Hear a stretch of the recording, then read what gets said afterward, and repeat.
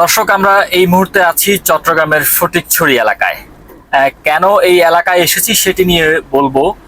প্রথমে আমরা সকালে এসেছিলাম এই এলাকায়, চট্টগ্রামের ফটিকছড়ি ভুজপুর কাজীঘাটের পরে তালুকদার পাড়ায় গিয়েছিলাম। সেখানে একটি মর্মান্তিক ঘটনা ঘটেছে গতকাল শনিবার। চৌদ্দগ্রামের বাতিশে এলাকায় অ্যাম্বুলেন্স এবং লরির সাথে ধাক্কা লেগে একটি মর্মান্তিক ঘটনা ঘটেছে। এই ঘটনায় সাথে সাথেই কিন্তু দুইজন প্রাণ হারিয়েছে। যদি একটি বলি যে একটি শিরোনাম হচ্ছে লাশকে আনতে গিয়ে দুজন লাশ হয়ে গেছে, এটি হচ্ছে মূল কথা। এক বছর আগে এই চট্টগ্রামের ফটিকছড়ি ভুজপুর তালুকদার পাড়া এলাকার একটি সন্তান, যার নাম হচ্ছে রুবেল, তিনি জীবিকার তাগিদে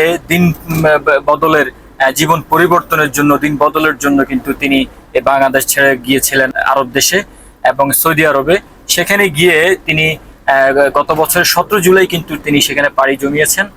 সেখানে তিনি গিয়েছেন এবং তারা বলছিলেন যে একজন দালালের মাধ্যমে তারা গিয়েছেন।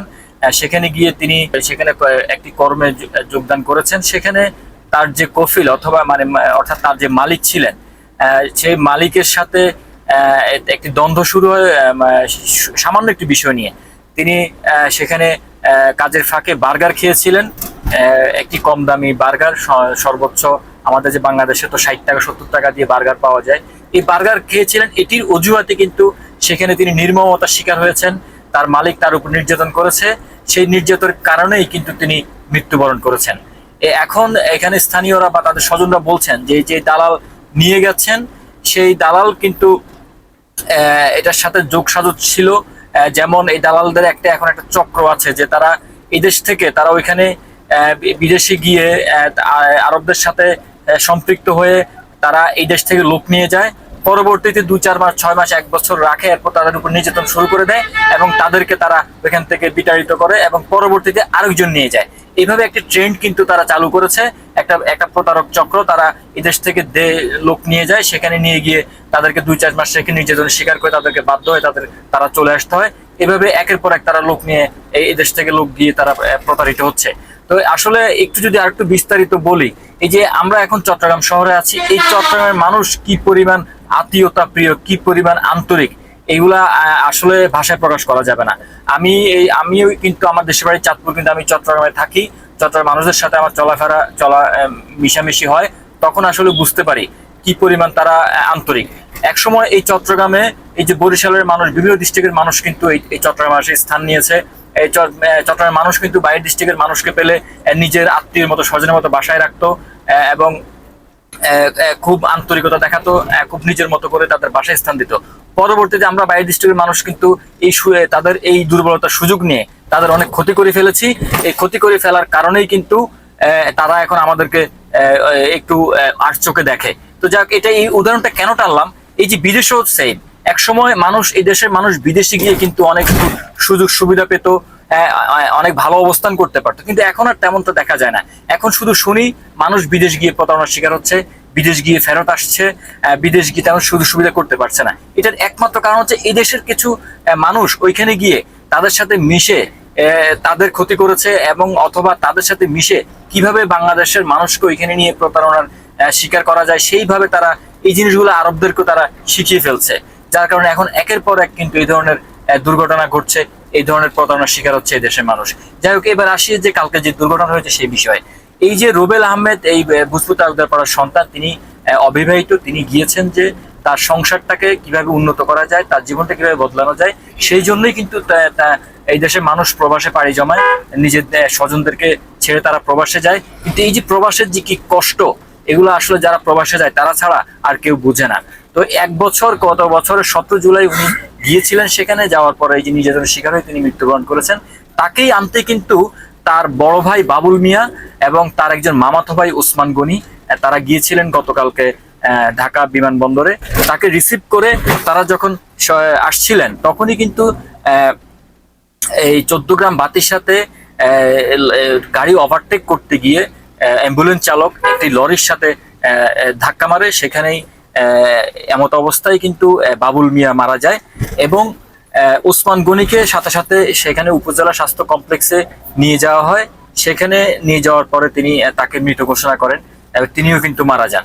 এই যে একটি মর্মান্তিক ঘটনা ঘটলো, এটারই কিন্তু আসলে ফলো আপ করতে আমরা আজকে সকালে গিয়েছিলাম ফটিকছড়িতে। সেখানে গিয়ে দেখলাম যে ওই এলাকায় এখন শোকের মাতম চলছে। প্রত্যেকটা পরিবারে মানে প্রত্যেকটা পরিবারেই কিন্তু তারা শোকে জর্জরিত।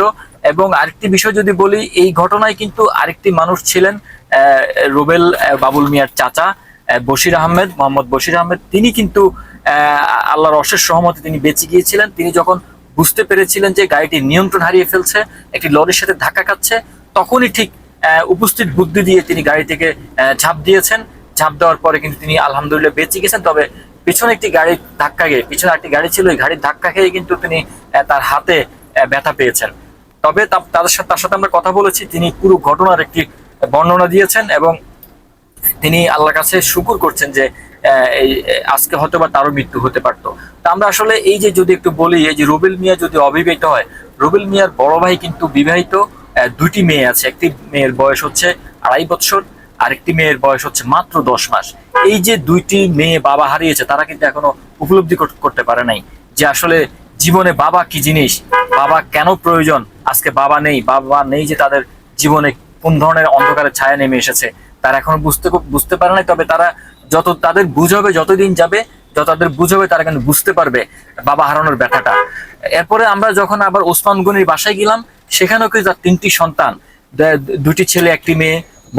বড় মেয়ে একটু হয়তো বুঝে হয়েছে, আর ছোট ছেলেগুলো কিন্তু এখনো বুঝে নাই জীবনটা কি, বাবা হারানোর ব্যথাটা কি বুঝে নাই। কিন্তু আমরা আসলে উপলব্ধি করেছি যে এই সন্তানগুলা বাবা হারিয়ে ফেলেছে। এই যে ব্যথা, এই যে কষ্ট, কাকে বাবা ডাকবে এখন? আর বাবা ডাকার তো আর কেউ নাই। একটি কথা বলি, আসলে এই যে বাবা হচ্ছে একটা ছায়া, মা হচ্ছে একটা মায়া। বাবা হচ্ছে বটগাছের ছায়া, মা হচ্ছে মায়া। এই মায়ার ছায়া থেকে যে সন্তান বঞ্চিত, তার জীবনটা একেবারে লাঞ্ছিত। তারা কিন্তু তারা পরবর্তীতে যখন তাদের বুঝ হবে, সেটি কিন্তু তারা বুঝবে যে তারা কতটা লাঞ্ছিত অবস্থায় তারা বাকি জীবনগুলা কাটাবে। তো দর্শক, আমরা আসলে এই যে মর্মান্তিক সড়ক দুর্ঘটনায় মানুষ কিন্তু প্রতিদিন, আপনি কোথায় না দেশে, কোথায় না কোথায় পত্রিকা খুললে পাবেন, টিভি খুললে পাবেন যে কোথায় না কোথায় সড়ক দুর্ঘটনা হচ্ছে, মানুষ মারা যাচ্ছে। আসলে এই যে এইগুলো সড়কের এই যে চালায় যারা, তাদের কিন্তু একটা অব্যবস্থাপনা। তারা কিন্তু আসলে সঠিক নিয়মে অনেকে গাড়ি চালান না। আবার অনেকেই বলছে এটি আসলে ভাগ্যক্রমে ভাগ্যদোষ, তাদের মৃত্যু এভাবেই লেখা ছিল, এভাবে মৃত্যু হয়েছে। তবে সবকিছুই একজন নিয়ন্ত্রণ করে, একজন সৃষ্টিকর্তা আছে, তিনি নিয়ন্ত্রণ করে। তারপরে আমাদের আসলে সাবধানতা অবলম্বন করা উচিত। আমাদের আসলে আরো সাবধান হতে হবে। আমরা চলার পথে চোখ কান খোলা রেখে গাড়ি চালাতে হবে। কারণ এই যে কালকে যে ঘটনা, এই ঘটনায় কিন্তু সবাই অ্যাম্বুলেন্স চালককে দায়ী করছে। অ্যাম্বুলেন্স চালকের কথা বলি নাই, সে কিন্তু অ্যাম্বুলেন্স যখন সে কিন্তু বেঁচে গিয়েছে এবং সে পালিয়ে গিয়েছিল অ্যাম্বুলেন্সটি ছেড়ে। কারণ সে বুঝতে পেরেছে এটি কিন্তু তারই দোষ, কারণ সে অতিমাত্রায় গাড়ির স্পিড বাড়িয়েছিল এবং ওই অবস্থায় তিনি গাড়িটা ওভারটেক করতেছিল, এটি তার ভুল ছিল। তো আপনারা যারা আমার ভিডিওটি দেখবেন, যেসব গাড়ি চালকরা, তারা কিন্তু অবশ্যই রাস্তায় যখন চলুন, প্রয়োজনে 2 মিনিট, 5 মিনিট, 10 মিনিট পরে যাবেন। কারণ সময়ের চেয়ে জীবনের মূল্য বেশি। গাড়ি চালকরা একটি বিষয় মাথায় রাখবেন, আপনার সময়ের চেয়ে আপনার জীবনের মূল্য বেশি। আপনার যদি জীবন বাঁচে, আপনি জীবনে অনেক সময় পাবেন, কিন্তু আপনার 10 মিনিটের জন্য আপনার জীবন যদি চলে যায়, আপনি এই জীবন আর কখনোই পাবেন না। তবে সেই জন্য আবারও বলছি যে সময়ের চেয়ে জীবনের মূল্য বেশি। এটি প্রতি মুহূর্তে আপনার স্মরণ করে গাড়ি চালাবেন। তো দর্শক, এই ছিল আমার কাছে চট্টগ্রামের ফটিকছড়ি থেকে এই যে গতকালের দুর্ঘটনার সর্বশেষ। এই ধরনের আরো নতুন খবর নিয়ে আপনাদের সাথে থাকবো আমি। সেই পর্যন্ত সাথেই থাকুন, পাশেই থাকুন। আল্লাহ হাফেজ।